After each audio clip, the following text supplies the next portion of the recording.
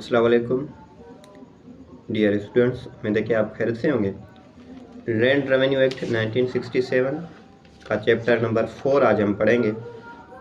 Chapter number 4 procedure of revenue officers के बारे में है। Section 19 subordination of revenue officers के बारे में बताता है। हम आज सेक्शन 20 से स्टार्ट कर रहे हैं। Powers to make rules as to procedure, यानी जो रूल्स बनाने का पावर्स है उसका तरीक़ेकार। बोर्ड ऑफ रेवेन्यू रूल्स बनाएगा।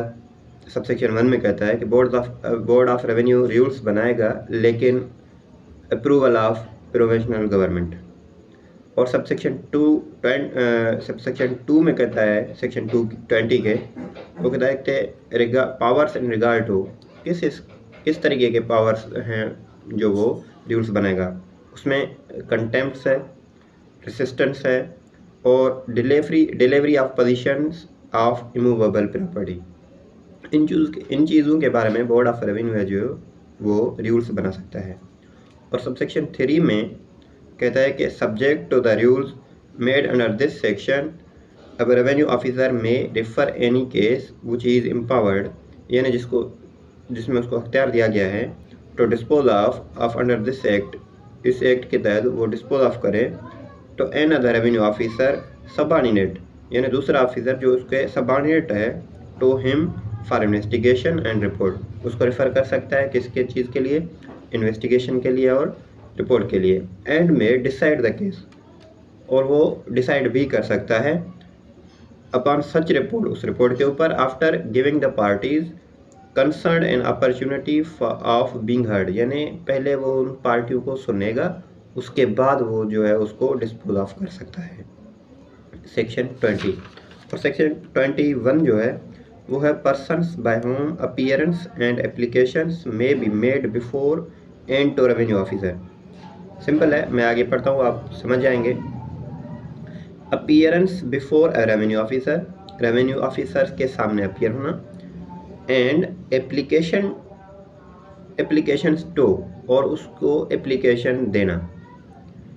And acts to be done before him under this act may be made or done, और इसके कहने का मकसद ये है कि इसके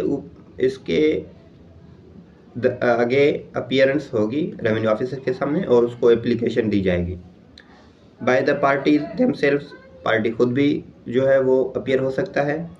बाय देयर ऑथोराइज्ड एजेंट्स के थ्रू भी वो पेश हो सकता है, और लीगल प्रैक्टिशनर जो है उसके थ्रू भी वो पेश हो सकता है।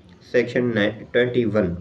अब सेक्शन 22 कहता है कि powers of revenue officers to summon person to give evidence and produce document, यानी जो रेवेन्यू ऑफिसर है वो मे समन एनी पर्सन, यानी किसी भी आदमी को, शख्स को वो जो है वो समन कर सकता है, नोटिस कर सकता है।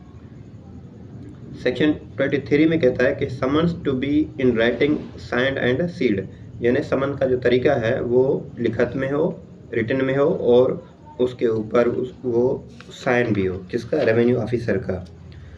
सेक्शन 24 कहता है कि मूड ऑफ सर्विस ऑफ समन, यानी सर्विस जो समन है उसका तरीक़ेकार। समन इशूड बाय रेवेन्यू ऑफिसर, समन जो है जो रेवेन्यू ऑफिसर इशू करेगा पर्सनली, यानी जिसको कर रहा है, अगर रेवेन्यू ऑफिसर ए को कर रहा है तो वो जो समन है वो ए के नाम पर इशू होगा। ऑन हिज अथोराइज एजेंट, या उसका जो एजेंट है उस एजेंट को, या an adult male member of his family members usually residing with him, जो उसके साथ रह रहा हो, उसके फैमिली मेंबर्स में से किसी मर्द को, लेकिन जो उसके साथ रह रहा हो उसको भी रेवेन्यू ऑफिसर नोटिस कर सकता है। ये सबसेक्शन जो था 1 था। सबसेक्शन 2 कहता है कि if service can not be affected in manner, अगर जो सबसेक्शन 1 में दिया गया है कि उसको नोटिस करेगा, लेकिन सबसेक्शन 2 कहता है कि सेक्शन अगर वो उधर नहीं है, वो आपका जो समन है वो सर उस तक नहीं हो सकता, तो फिर दूसरे सूरत में जो रेवेन्यू ऑफिसर है वो पेस्टिंग का ऑर्डर करेगा, यानी किसी भी सूरत में उस तक वो जो है वो समन जो है वो पहुंचना है।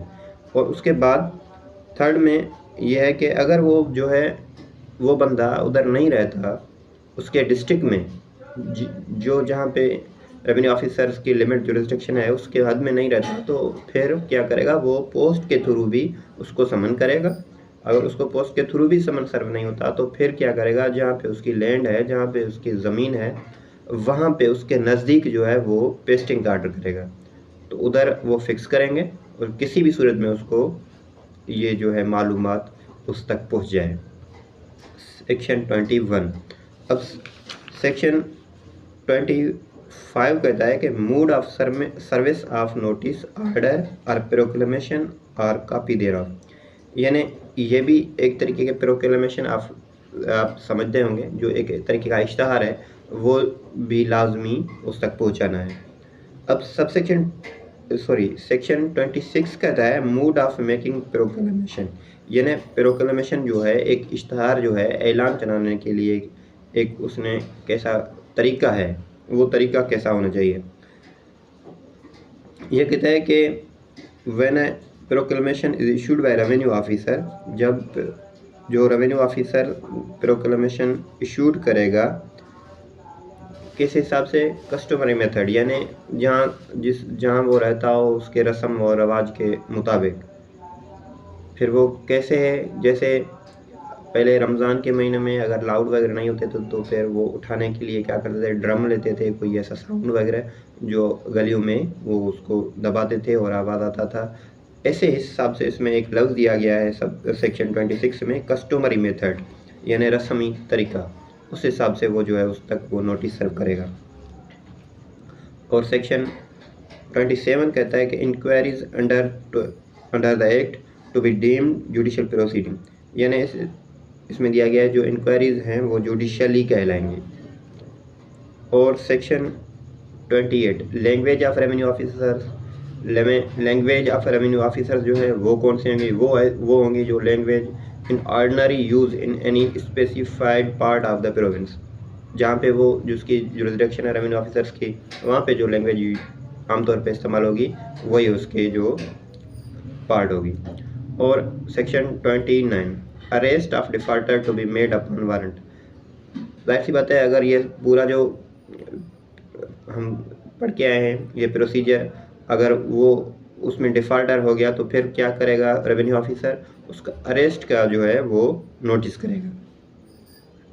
Revenue officer competent to direct such person arrest, यानी वो ऑर्डर करेगा नोटिस वारंट का कि उसको अरेस्ट करके लाएं। और सेक्शन 30 जो है वो कहता है power of revenue officers to enter upon any lands और परमिसेस ऑफ और पर्पज ऑफ मेयरमेंट्स ईटीसी, यानी इसमें रेवेन्यू ऑफिसर्स को इजाज़त है, परमिशन है कि वो किस जगह में बगैर परमिशन के इंटर हो। Revenue officer at any time to enter when necessary for purpose of measurements, किस चीज़ के लिए उधर इंटर होगा, माप के लिए, मेयरमेंट के लिए, डिमार्केशन के लिए, कोई हदबंदी के लिए या फिक्सेशन के लिए, यानी कोई मुकर्ररी हो उसके लिए, या इंस्पेक्शन के लिए, किसी चीज़ का चकास करना हो या मुआयना करने हो के लिए, उसको वो जो रेवेन्यू ऑफिसर है वो बगैर किसी परमिशन के वो जहाँ पे वहाँ पे इंटर हो सकता है। आगे इसमें प्रोवाइडेड लिखा हुआ है, provided that no permit used है ह्यूमन ड्वेलिंग, यानी जहाँ पे अगर कोई घर वगैरह है जहाँ पे कोई इंसान वगैरह रहते हैं तो उसमें बगैर इजाज़त के वो इंटर नहीं हो सकता।